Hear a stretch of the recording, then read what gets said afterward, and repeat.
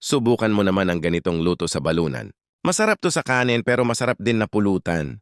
Sobrang dali lang lutuin. Una ay palambutin ang balunan ng mga 1 oras, tapos lagyan ng dahon ng laurel at tanglad, takpan at palambutin. At makalipas ang 1 oras ay sobrang lambot na niyan. Set aside mo lang yan. Sunod gisahin ang bawang, sibuyas at luya, gisahin maigi at ilagay mo na ang balunan.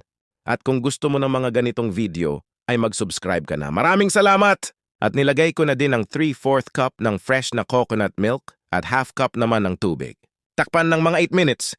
Makalipas ang ilang minuto optional lang naglagay ako ng chili flakes at ng kaunting patis at chicken powder at ng 1 teaspoon ng paminta. Haluin mo lang yan at ilagay mo na ang dahon ng kangkong at hanggang saan kaya aabot ang video na ito paki-comment mo naman dyan. Maraming salamat! At optional lang naglagay ako ng isang bell pepper. Haluin mo na lang yan at pwedeng-pwede na yan. Ganun lang kasimple, magluto nitong ginataang balunan. Tignan mo naman yan, sobrang sarap. Pag ganito ang ulam, di mo alam kung kakain ka o magiinom. Kaya kung wala ka pang maisip na lutuin, ay subukan mo na to.